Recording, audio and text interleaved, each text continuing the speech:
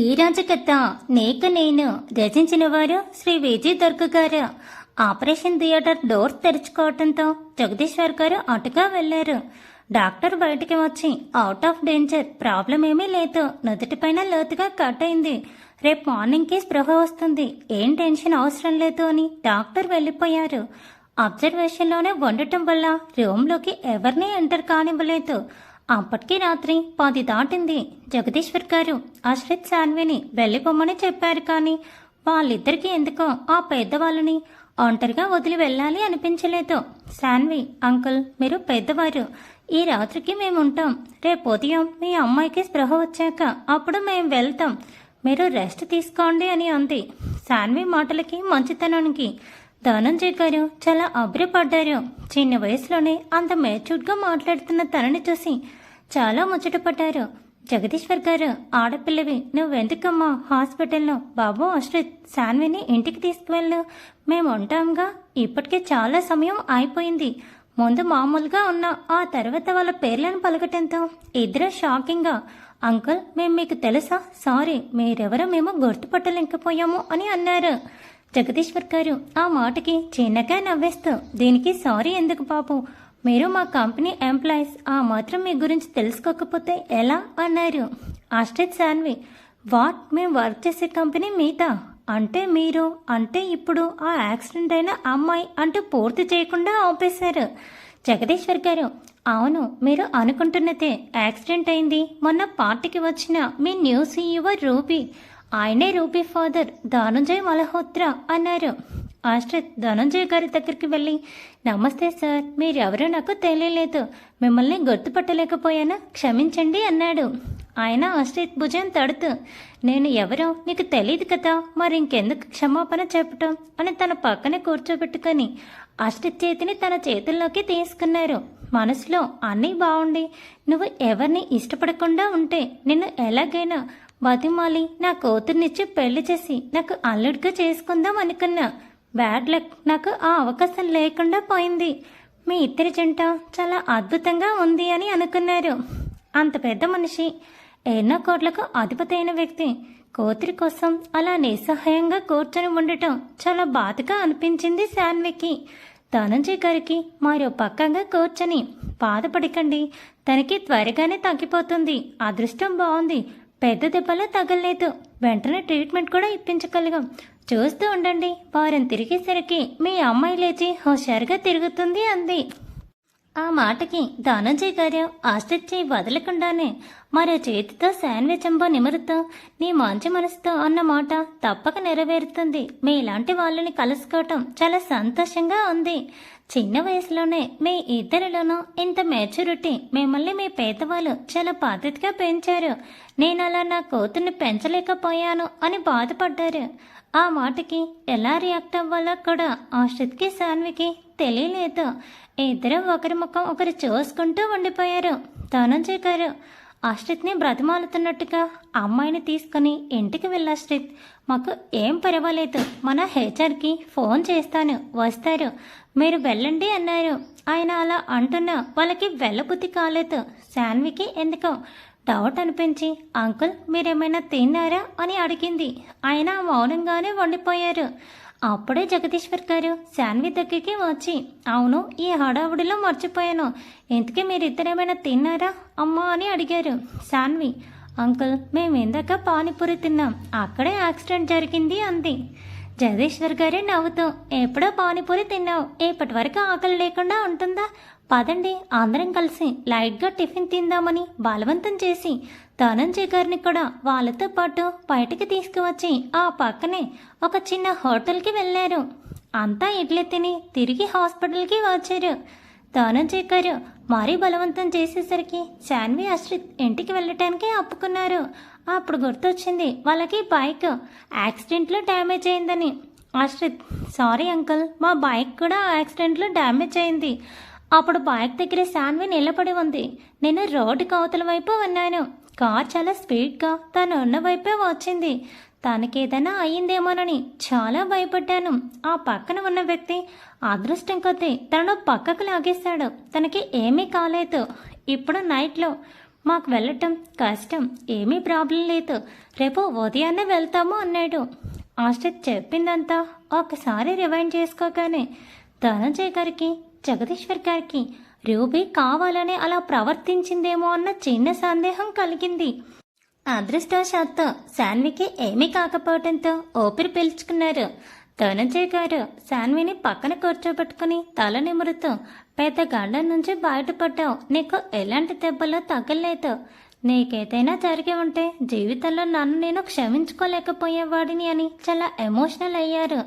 జగదీశ్వర్ గారు ధనంజయ్ గారిని, రే ఇప్పుడు ఏం జరగలేదు కదా, నువ్వింకా ఏం మాట్లాడుకో, నేను హాస్పిటల్ వాళ్ళతో మాట్లాడాను, మనకొక రూమ్ ఇస్తున్నారు, అక్కడ రెస్ట్ తీసుకుందో కానీ పద అని ఇంకా ఏం మాట్లాడతారో అని ఆ ఎమోషన్లో అని అక్కడి నుండి తీసుకుని వెళ్ళిపోయారు.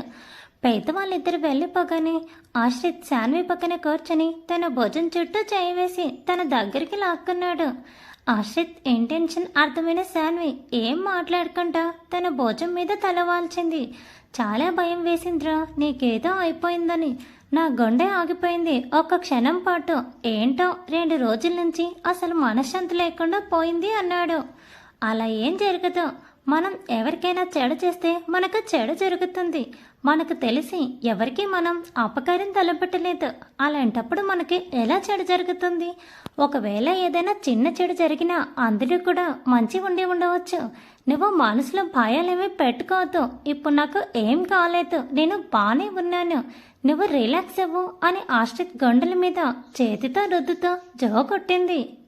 టెన్షన్ తగ్గటంతో శాన్వి తలపై తల వాల్చి కళ్ళు మూసుకొని అలాగే నిద్రపోయాడు. ఆశ్రిత్ నిద్రపోయాడు అని తెలియటంతో శాన్వి కూడా ఆశ్రిత్ గుండెల మీద వాలి అలాగే కళ్ళు మూసుకొని నిద్రలోకి జారుకుంది. ధనంజయ్ గారిని రూమ్లో బలవంతంగా పడుకోబెట్టి బయటకు వచ్చిన జగదీశ్వర్ గారు ఆశ్రిత్ శాన్విలను కూడా రూమ్లోకి తీసుకువెళ్దామని చూసేసరికి ఇద్దరూ అలసిపోయి ఒకరికొకరు అన్నట్టుగా ఎంతో చూడముచ్చటగా నిద్రపోతూ కనపడ్డారు. వాళ్ళని డిస్టర్బ్ చేయడం ఇష్టం లేక మీరిద్దరు ఎప్పుడూ ఇలాగే కలిసి కాలకాలం ఉండాలని మనసులోనే దీవిస్తూ తిరిగి వెళ్ళిపోయారు. అలసిన మనసులో హాయిగా నిద్రపోయాయి. తెల్లవారి అటు ఇటు తిరుగుతున్న నర్సు హడావిడికి ఇద్దరికి మెలకువ వచ్చింది. కళ్ళు తెరిచిన ఇద్దరికి వారున్న పొజిషన్ చూసుకుని ఒకరిలో ఒకరు నవ్వుకుంటూ దూరం జరిగారు. ఆశ్రిత్ శాన్విని దూరం జరగకుండా మళ్ళీ ఒకసారి తన గుండెలకి హత్తుకొని, ఇలాగే బాగుంది ఉండిపోవా అని గౌముగా అన్నాడు. శాన్వి సిగ్గుపడుతూ, చాలే ఊరికో, మనం ఎక్కడున్నామో మర్చిపోయావా, పద అంకుల్ వాళ్ళు ఎక్కడున్నారో చూద్దాం, ఆ అమ్మాయికి మెలకువ వస్తే మనం బయలుదేరుదాం అంది. ఆశ్రిత్ నవ్వుతూ శాన్విని వదిలి పద అని పైకి లేచి వాళ్ళ బట్టలు ఒకసారి సరిగ్గా సర్దుకొని అక్కడ నర్సును అడిగి ధనంజయ్ గారి ఉన్న రూమ్ వైపు వెళ్లారు. అప్పటికే జగదీశ్వర్ గారు లేచి కూర్చొని ఉన్నారు. ఆశ్రిత్ రూమ్ డోర్ పైన చిన్నగా తట్టాడు. ఫోన్లో న్యూస్ చదువుకుంటున్న జగదీశ్వర్ గారు తలెత్తి డోర్ వైపు చూసి, లోపలికి రా ఆశ్రిత్, శాన్వి నువ్వు రామ్మా అని లోపలికి పిలిచారు. రాత్రి మిమ్మల్ని ఈ గదిలోకి రమ్మని పిలవటానికి వచ్చాను, అప్పటికే మీరు నిద్రపోయారు, డిస్టర్బ్ చేయడం ఇష్టం లేక వచ్చేసాను, మీకేమీ ఇబ్బంది కలగలేదు కదా, మాకింత సాయం చేసిన మీకు రాత్రిపూట నిద్రపోవటానికి సరైన ఏర్పాట్లు కూడా చేయలేకపోయాను, ఐఎమ్ రియల్లీ సారీ అని జగదీశ్వర్ గారు అపాలజీ చెప్పారు. అయ్యో అంకుల్, అంత చిన్నదానికి ఎందుకని అలాగా సారీ చెప్పటం, మాకేమీ ఇబ్బంది కలగలేదు, యాక్చువల్లీ చాలా బాగా నిద్ర పట్టేసింది అని ఓరిగా శాన్వి వైపు చూస్తూ అన్నాడు. ఆశ్రిత్ అలా ఎందుకు అన్నాడో అర్థమై శాన్వి కళ్ళు పెద్దవి చేసి కళ్ళతోనే బెదిరించింది. అలా మాట్లాడకు అని జగదీశ్వర్ గారు ఇద్దరి సైగలని అర్థం చేసుకొని చిన్నగా నవ్వుకున్నారు. ఈ లోపుగా బాత్రూంలో ఉన్న ధనంజయ్ గారు టవల్తో మొహం తుడుచుకుంటూ బయటికి వచ్చారు. గుడ్ మార్నింగ్ సార్ అని వేస్ చేశారు శాన్వి ఆశ్రిత్. ధనంజయ్ గారు శాన్వి దగ్గరికి వచ్చి, నన్ను సార్ అనకమ్మా, నాకు నేనే పరాయి వాడిలా అన్నట్టు అనిపిస్తుంది, బాబాయ్ అని పిలువు అని చాలా సంతోషిస్తాను అన్నారు. శాన్వి మొహమాటంగా తల తిప్పి ఆశ్రిత్ వైపు చూసింది. ఆశ్రిత్ ఓకే అలాగే పిలువ అన్నట్టు కళ్ళార్పాడు. జగదీశ్వర్ గారు ఆశ్రిత్ శాన్విల కమ్యూనికేషన్ చూసి చిన్నగా నవ్వుతూ, మీ ఇద్దరి కన్నుల భాష చాలా బాగుంది, పెళ్లి కాకుండానే ఒకరి మీద ఒకరికి మంచి అండర్స్టాండింగ్ ఉంది, మీ ఇద్దరు ఎప్పటికీ ఇలానే సంతోషంగా కలిసిమెలిసి ఒకరినొకరు అర్థం చేసుకుంటూ ఉండాలి అని దీవించారు. అప్పుడే నర్సు ఆ రూమ్లోకి వచ్చి, సార్ మీ పేషెంట్కి స్పృహ వచ్చింది, రూమ్కి షిఫ్ట్ చేస్తున్నామని రూమ్ నెంబర్ చెప్పి వెళ్ళిపోయింది. ధనంజయ్ గారు, జగదీశ్వర్ గారు నర్స్ చెప్పిన దానికి సంతోషపడి నర్స్ చెప్పిన రూమ్లోకి వెళ్ళారు. ఆశ్రిత్ శాన్వి కూడా వాళ్ళ వెనక్కి వెళ్తూ ఉండగా ఆశ్రిత్ ఫోన్ రింగ్ అయింది. ఆశ్రిత్ ఫోన్ లిఫ్ట్ చేసి, చెప్పండి అంకుల్ అన్నాడు. ప్రసాద్ గారు, ఎలా ఉంది ఆశ్రిత్? ఆ అమ్మాయికి స్పృహ వచ్చిందా? మీకు ఏదైనా అవసరం ఉందా అని అడిగారు. ఇప్పుడే ఆ అమ్మాయికి స్పృహ వచ్చింది, మేమింకా వెళ్ళి చూడలేదు. వెళ్ళి వచ్చాక మీ ఇద్దరం బయలుదేరి వచ్చేస్తాం, మీరు కంగారు పడకండి అన్నాడు.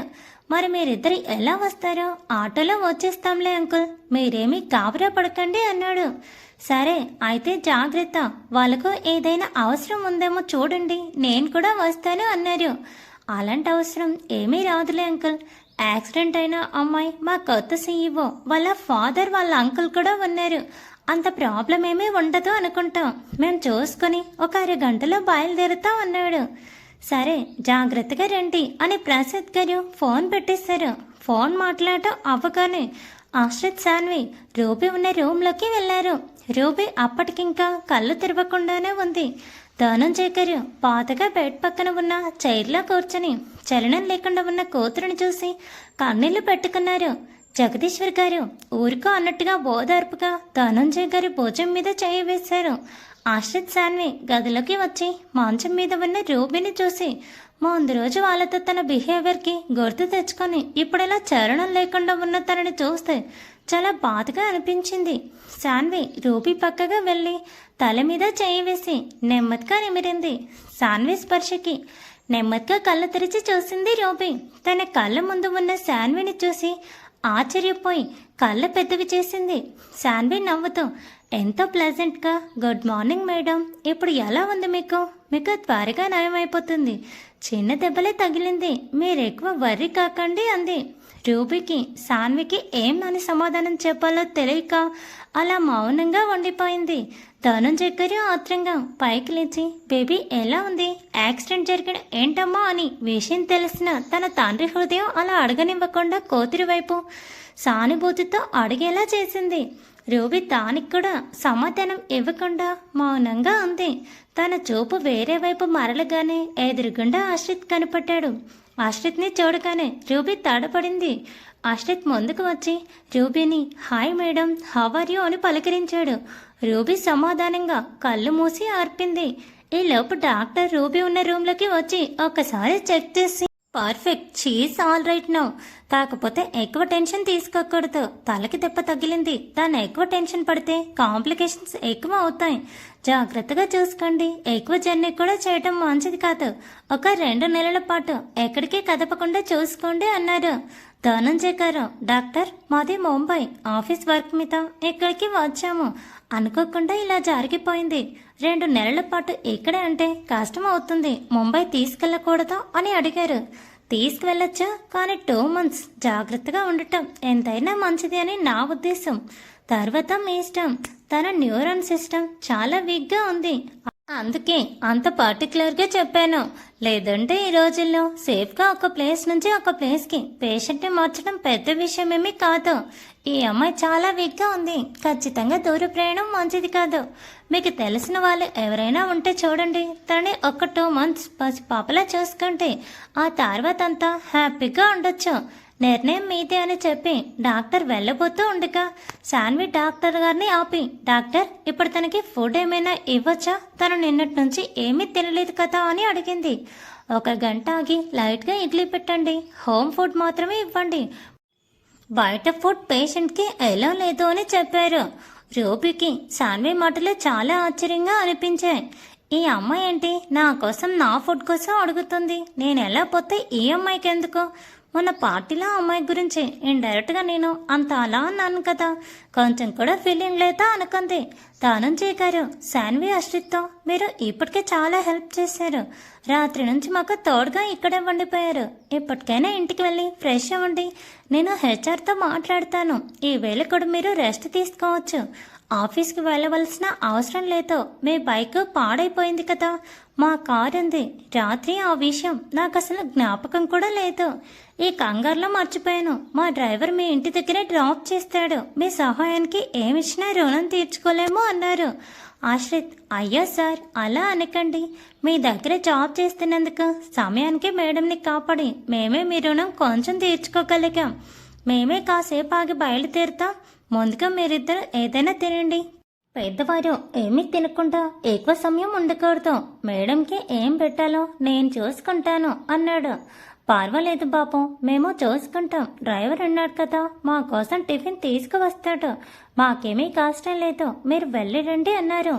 ఆశ్రిత్ వినకుండా, శాన్వి నువ్వు ఇక్కడే ఉండని తను బయటికి వెళ్ళి ధనుంజయ్ గారికి జగదీశ్వర్ గారికి టిఫిన్ తీసుకొని వచ్చి వాళ్ళిద్దరికీ ఇచ్చాడు. 1 అవర్ వరకు ఏం పెట్టొద్దు అన్నారు. కాబట్టి లోపుగా తనకి మేమే తీసుకొని వస్తామని అందరికీ నమస్కారం పెట్టి హాస్పిటల్ నుంచి బయటికి వచ్చారు. అప్పుడే అక్కడికి ప్రసాద్ గారు, శాంతి గారు చేతిలో బాస్కెట్తో వీళ్ళకు ఎదురు వచ్చారు.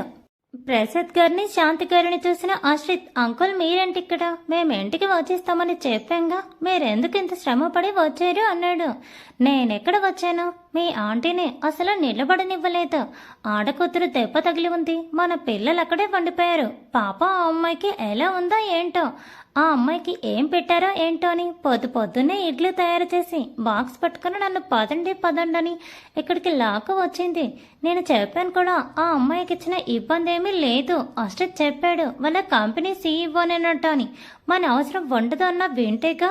అందుకే ఇంక నీకు ఫోన్ చేసి చెప్పటం ఎందుకులే అని మేమే బయలుదేరి వచ్చేసాం. మీరు కూడా ఇంటికి బయలుదేరుతున్నట్టున్నారు అని అడిగాడు. ప్రసాద్ గారు, అవును అంకుల్, ఇప్పుడే టిఫిన్ సార్ వాళ్ళకి ఇచ్చేసి ఇంటికి బయలుదేరుతున్నాం. మీరు కనపడ్డారు. సరే రూమ్కి పదండి అని తిరిగి హాస్పిటల్లోకి అందరినీ తీసుకుని వెళ్ళాడు. రూపీ ఉన్న రూమ్కి వెళ్ళి డోర్ నాక్ చేసి డోర్ ఓపెన్ చేసుకుని లోపలికి వెళ్ళాడు. జగదీశ్వర్ గారు, హరే ఆశ్రిత్, మీరు ఇంకా వెళ్ళలేదా? లేట్ అవుతుంది, వెళ్ళి రెస్ట్ తీసుకోవాల్సింది కదా. రాత్రంతా కూడా సరి అయిన నిద్ర లేకుండా అన్నారు. అయ్యో పర్వాలేదు సార్, శాన్వి ఫాదర్ మదర్ వచ్చారు, అందుకే మళ్ళీ వెనక్కి వచ్చాను. గది బయటే ఉన్న అందరినీ లోపలికి తీసుకుని వచ్చాడు. జగదీశ్వర్ గారికి ప్రసాద్ గారిని చూడగానే ఇతన్ని ఎక్కడ చూసినట్టుంది అని మనసులోనే అనుకున్నారు. ప్రసాద్ గారు కూడా జగదీశ్వర్ గారిని చూసి, ఇతను మా జగ్గులా ఉన్నాడేంటి? అతనే కాదా? వాడప్పుడు డిగ్రీ కంప్లీట్ అవ్వగానే వెళ్ళిపోయాడు. అప్పటి నుంచి ఎలా ఉన్నాడో ఏంటో నాకు అసలు తెలీదు. వాడు వీడు ఒకటేనా అనుకుంటూ అనుమానంగా జగదీశ్వర్ గారు ముందుకు వెళ్ళి, మీరు మీ పేరేంటి అని అడిగాడు. జగదీశ్వర్ గారు ప్రసాద్ గారి మాట గుర్తుపట్టి నమ్మలేనట్టుగా ప్రసాద్ అన్నారు. ప్రసాద్ గారు ఆశ్చర్యంతో, ఆనందంతో, జగ్గు నువ్వేనా? ఏమైపోయావరా సడన్ గా నిన్ను కలుసుకోవటం? నాకు చాలా సంతోషంగా ఉంది అని జగదీశ్వర్ గారిని ఆనందంగా కౌగలించుకున్నారు. ధనుంజయ్ గారు వాళ్ళిద్దరిని ఆశ్చర్యంగా చూస్తూ ఉన్నారు. ఆశ్రిత్ సాన్విక్ కూడా ఏమీ అర్థం కాలేదు. ఈ లోపుగా శాంతి గారు రూపీ పక్కకు వెళ్ళి తల నిమురుతూ, ఎలా ఉంది తల్లి, తేలిగ్గా ఉందా అని అడిగి బాక్స్ తెరిచి ఇడ్లీ తెప్పించబోయారు. ఐ హేట్ ఇడ్లీ, నేను తినను, అదే యాటిట్యూడ్తో సమాధానమిచ్చింది రూబీ. అప్పటి వరకు జగదీశ్వర్ గారిని, ప్రసాద్ గారిని చూస్తున్న వారంతా రూబీ వైపు చూశారు. ధనంజయ్ గారు రూబీ దగ్గరికి వెళ్ళి, అలా అనకూడదు, డాక్టర్ కూడా నిన్ను అదే తినమని చెప్పారు. నువ్విప్పుడు మేము ఏది చెప్తే అది చేస్తేనే త్వరగా కోలుకుంటాం. మనం ఎవరో తెలియకపోయినా, మనం అడగకపోయినా తనంతటి తాను నీ కోసం తీసుకువచ్చారు. నీ కోసం తెచ్చిన దాన్ని నువ్వు అలా అనకూడదు. తినను అనటం మర్యాద కాదు, నెమ్మదిగా తిను అని చెప్పారు. రూబీ ఇష్టం లేకుండానే శాంతి గారు పెట్టింది నెమ్మదిగా తిన్నది. జగదీశ్వర్ గారు ప్రసాద్ గారిని అక్కడే ఉన్న కుర్చీలో కూర్చోబెట్టి ధనంజయ్ గారిని పరిచయం చేశారు. నీకు చెప్పాను కదా, నాకు ఒక ఫ్రెండ్ వైజాగ్లో డిగ్రీ క్లాస్మేట్ ఉండేవాడని. ఇతనే తన గురించి ఆ రోజు తెలుసుకోమంటే కానీ సడన్గా ఇక్కడికి రావటం, వెంటనే ఇలా జరగడంతో నేను ఇక వివరణలు కనుక్కోలేకపోయాను. నేను ఇలా కలుసుకోవటం చాలా సంతోషంగా ఉందిరా. ప్రసాద్ గారు నవ్వుతూ, అమ్మ శాన్వి అని పిలిచారు. శాన్వి దగ్గరికి వచ్చి నిలబడింది. నా కూతురు, నీకు ఇంకో సర్ప్రైజ్ చూపిస్తా ఉండు. ఆశ్రిత్ ఇలా రా అన్నారు.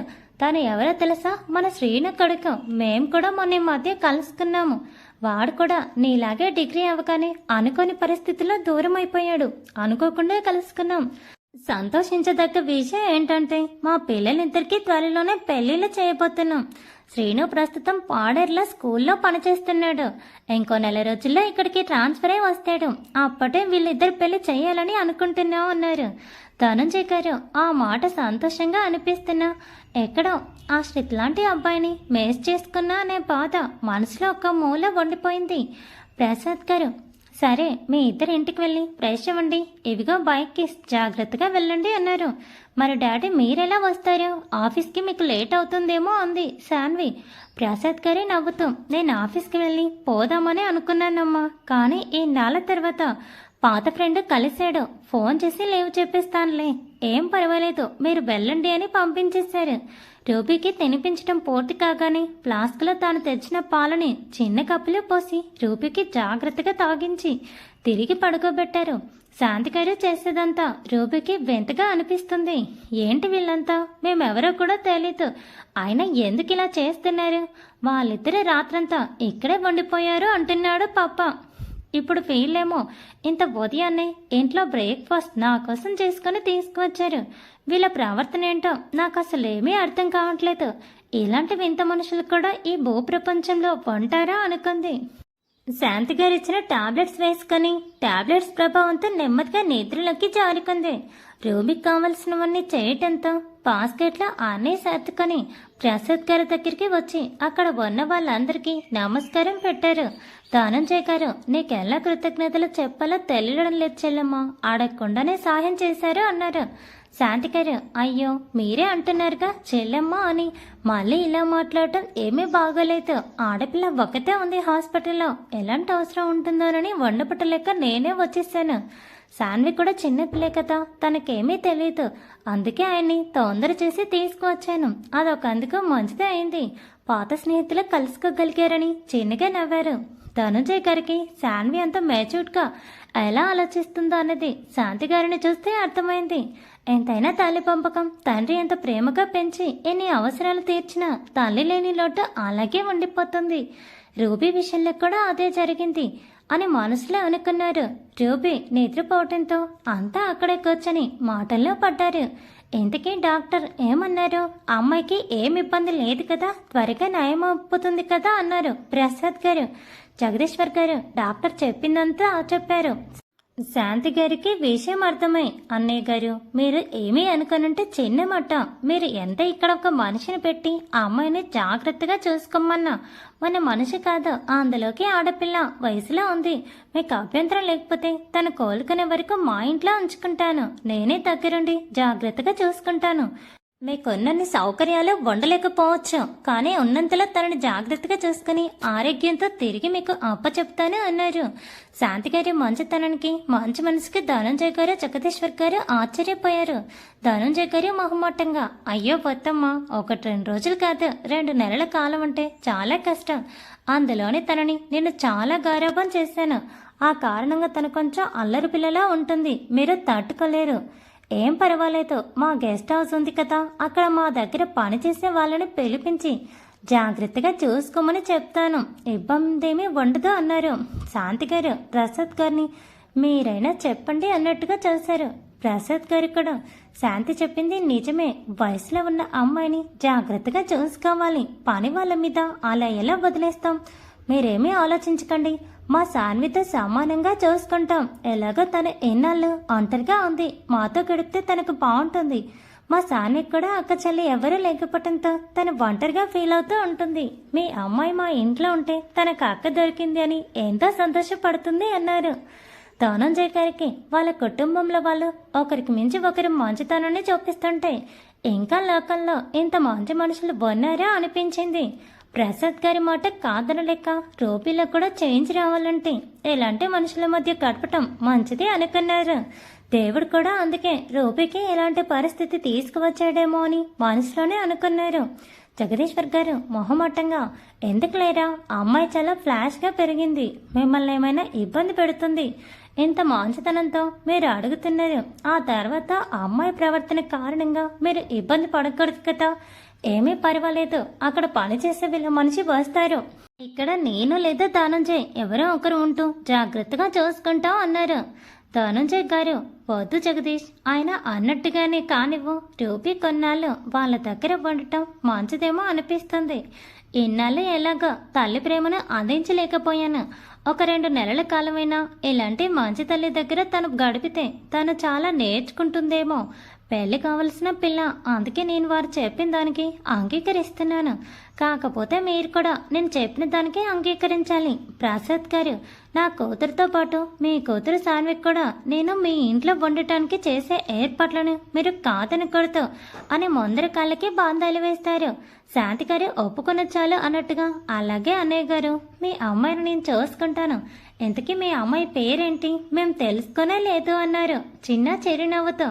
ధనంజయ్ గారు నవ్వుతూ, అమ్మాయి పేరు రూబీ మల్హోత్రా అన్నారు. ఉదయం 10 అవుతుండగా డాక్టర్ మళ్ళీ రౌండ్స్కి వచ్చి రూబీని చెక్ చేశారు. శాంతి గారు డాక్టర్ దగ్గరికి వెళ్ళి, అమ్మాయికి ఎలాంటి ఆహారం ఇవ్వాలండి? ఉదయం అయితే ఒక 2 ఇడ్లీలు తిన్నది, ఆ తర్వాత టాబ్లెట్లు వేసాం. మధ్యాహ్నానికి ఏం పెడితే బాగుంటుందో చెప్తే అది తయారు చేస్తా అన్నారు. డాక్టర్ ఆవిడని పేషెంట్ తల్లిగా భావించి, అమ్మాయికి అన్నం చాలా మెత్తగా చేసి పాల్చటి రసం గాని మజ్జిగ లాంటి దాంతో పెట్టండి. ఎందుకంటే తన నోటి కదలిక ద్వారా తన తలలోనే నర్వస్ సిస్టమ్ కదులుతుంది. ఎక్కువ కదలికలు లేకుండా చూసుకోవటం ఎంతైనా ముఖ్యం. అలానే అమ్మాయి ఎక్కువగా మాట్లాడకుండా ఉండటం చాలా అవసరం. జాగ్రత్తగా చూసుకోండి అని బయటికి వెళ్ళిపోయారు. ధనుంజయ్ గారు, అమ్మాయిని మరి ఎప్పుడు డిశ్చార్జ్ చేస్తారు అని అడిగారు. డాక్టర్ గారు, ఒక 2 రోజులు అబ్జర్వేషన్లో ఉండటం ఎంతైనా మంచిది. ఆ తర్వాత మీరు మీ ఇంటికి తీసుకువెళ్ళండి. కానీ ముందే చెప్పానుగా, దూర ప్రయాణాలు చేయకపోవటం ఎంతైనా మంచిది. ఒక 2 నెలలు ఇక్కడ దగ్గరలోనే ఉంచి రెగ్యులర్ ట్రీట్మెంట్ ఇప్పిస్తే ఉంటే 2 నెలలు పూర్తయ్యేసరికి ఆ అమ్మాయి నార్మల్ కండిషన్కి వచ్చేస్తుంది. ఆపై అంత ప్రాబ్లం ఏమీ ఉండదు అన్నారు. అంతా సరే అని డాక్టర్ గారు చెప్పిన దానికి ఓకే అన్నారు. శాంతి గారు ధనుంజయ్ గారితో, అయితే ఇప్పుడు నేను ఇంటికి వెళ్ళి మధ్యాహ్నం అమ్మాయికి కావాల్సిన భోజనం, మీకు కూడా భోజనం చేసి తీసుకువస్తానని చెప్పారు. ధనుంజయ్ గారు కంగారుగా, అయ్యో వద్దు తల్లి, నువ్వంతా కష్టపడక, కావాలంటే అమ్మాయికి మాత్రం చేసి తీసుకొనిరా. మా అందరికీ భోజనాలు వండాలి అంటే నీకు కష్టమైపోతుంది. ఇప్పుడంతా కష్టం పెట్టుకోకు తల్లి, మేము ఇక్కడ బయట తినేస్తాం, ఏం పర్వాలేదు. నువ్వు అలాంటి కష్టం మాత్రం అస్సలు పెట్టుకోకు, నాకు చాలా ఇబ్బందిగా ఉంటుంది అన్నారు. శాంతి గారు ధనంజయ్ గారి మాట తీయలేక, సరే అన్నయ్య గారు, మేమింకా బయలుదేరుతాం అని బయటికి వచ్చారు. జగదీశ్వర్ గారు కూడా ప్రసాద్ గారితో బయటికి వచ్చారు. ఆటో కోసం రోడ్ మీద నడుస్తూ ఉంటే జగదీశ్వర్ గారు అనుమానంగా, అవును మీ బైక్ ఆశ్రిత్ వాళ్ళ తీసుకెళ్లారు కదా, ఆటోలో ఎందుకు? 1 నిమిషం ఉండండి అని ఫోన్ చేసి డ్రైవర్ని కార్ తీసుకొని రమ్మని చెప్పారు. డ్రైవర్ కార్ తీసుకురాగానే ఇద్దరిని ఇంటి దగ్గర దింపి రమ్మని చెప్పారు. ప్రసాద్ గారి బైక్ పై ఇంటికి చేరుకున్న ఆశ్రిత్, శాన్వి నీరసంగా హాల్లో సోఫాపై కొలపట్టారు. తన పక్కన కూర్చున్న శాన్విని తన దగ్గరగా లాక్కొని తన గుంటలకి హత్తుకొని కాసేపు అలాగే కళ్ళు మూసుకొని వండిపోయాడు. శాన్వి కూడా అడ్డు చెప్పకుండా కాసేపు వండిపోయింది. ఆశ్రిత్ ఫోన్ రింగ్ అవటంతో ఇద్దరు స్పృహలోకి వచ్చి దూరం జరిగారు. ఆశ్రిత్ ఫోన్ లిఫ్ట్ చేసి, అమ్మా ఇప్పుడే నేను శాన్వి వాళ్ళ ఇంటికి వచ్చా. అంకుల్ ఆంటీ హాస్పిటల్కి వచ్చారు. నా బైక్ పాడైందని చెప్పాను కదా, అంకుల్ బైక్లో వచ్చాను. అంకుల్ వాళ్ళు వచ్చాక ఇంటికి వస్తాను, నీకు ఇబ్బంది ఏమీ లేదు కదా అన్నాడు. రావలి గారు, నాకేం ఇబ్బంది ఉంటుందిరా, నాకేమీ పర్వాలేదు. ఇంతకీ అమ్మాయి ఎలా ఉంది, ఇప్పుడు స్పృహ వచ్చిందా అని అడిగారు. ఆశ్రిత్, హా అమ్మా, స్పృహ వచ్చింది. ఆ అమ్మాయి మా సీఈఓనే. నేను చెప్పాను కదా ఆ అమ్మాయే. ఇంకో ముఖ్యమైన విషయం, అక్కడ ఉన్న ఇద్దరిలో ఒక అంకుల్ ప్రసాద్ అంకుల్ ఫ్రెండేనట. నాన్నగారు కూడా ఆ అంకుల్కి తెలుసంట. వీళ్ళు ముగ్గురు డిగ్రీ కలిసి చదువుకున్నారు అంట అన్నాడు. రావలి గారు, అవునా, పోనీలే, ఇలా పాత స్నేహితులు కలిసారన్నమాట. సరే, అంకుల్ వాళ్ళు వచ్చే వరకు శాన్వికి తోడుగా ఉండని ఫోన్ మాట్లాడి పెట్టేశారు. ఆశ్రిత్ ఫోన్ మాట్లాడుతున్నప్పుడు శాన్వి కిచెన్లోకి వెళ్ళి వాళ్ళిద్దరి కోసం కాఫీ తయారు చేసి తీసుకువచ్చింది. ఇద్దరు కలిసి కాఫీ తాగడం పూర్తి చేశారు. శాన్వి ఆశ్రిత్తో, నువ్వు డాడీ వాళ్ళ రూమ్లో ఫ్రెష్ అయ్యా, టవల్ సోప్ అని అక్కడే పెట్టాను అంది. ఆశ్రిత్, అబ్బా, మళ్ళీ మనిద్దరం ఇలా ఒంటరిగా ఉండే ఛాన్స్ దొరుకుతుందా లేదా, కాసేపు ఇక్కడ వండొచ్చుగా అని తన పక్కగా జరిగాడు. శాన్వి చురుగ్గా తన భుజం మీద ఒకటి కట్టి పిచ్చి వేషాలు వేయకుండా బొద్దుగా వెళ్ళి స్నానం చేసిరా. అసలు నిన్నటి నుంచి మన ఇద్దరం ఎలా ఉన్నామో ఒకసారి అవతారాలు చూడు. నిన్న లక్కీగా అంకుల్ లేట్ నైట్ అయినా నీకు షర్ట్ తెప్పించారు కాబట్టి సరిపోయింది. లేదా ఆ బ్లేట్ అంటే షర్ట్లోనే ఉండేవాడివి. ముందు స్నానం చేసిరా, నేను కూడా ఫ్రెష్ అయ్యి వచ్చి మన ఇద్దరికి బ్రేక్ఫాస్ట్ చేస్తా. అమ్మ అన్ని రెడీగానే ఉంచి ఉంటుంది, లేకపోతే అప్పుడు నేను చేస్తా. తినేసాక ఎంతసేపు కావాలంటే అంతసేపు నీకు నచ్చినట్టు వందా ఉంది. శాన్వి చెప్పిన దానికి కళ్ళు పెద్దవి చేస్తూ ఏంటి నిజంగానా అన్నాడు. అవును అని తన రూమ్లోకి పరిగెత్తి తలుపు లాక్ చేసుకుంది.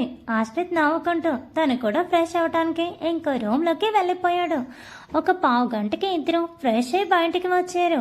శాన్వి బ్రేక్ఫాస్ట్ తయారు చేసుకుందాం అనుకుని సరికి శాంతి గారు ఆల్రెడీ వీళ్ళిద్దరి కోసం ఇడ్లీ చేసి హాట్ బాక్స్లో ఉంచారు. డిష్లన్నీ డైనింగ్ టేబుల్ దగ్గరికి తీసుకుని వచ్చి ఆశ్రిత్ని పిలిచింది. ఇద్దరూ కలిసి బ్రేక్ఫాస్ట్ పూర్తి చేసి హాల్లో కూర్చున్నారు. ఆశ్రిత్ శాన్విని దగ్గరగా కూర్చోబెట్టుకుని తన భోజనం చుట్టూ చేయవేసి తన చేతి వేళ్ళలోకి తన చేతి వేళ్ళను పోనిచ్చి గట్టిగా పట్టుకొని సరదాగా కబుర్లు చెప్పాడు.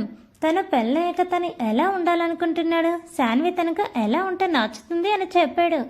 శాన్వి నవ్వుతూ మొద్దబ్బాయికి చాలా కోరికలున్నాయి, మరి నన్ను అడిగవా నాకేలా కావాలో అని అడిగింది. నేనేమన్నా నువ్వు అడిగావని చెప్తున్నానా? అలానే నువ్వు కూడా నీవు చెప్పు అన్నాడు. Thanks for watching. Please subscribe my channel for more videos.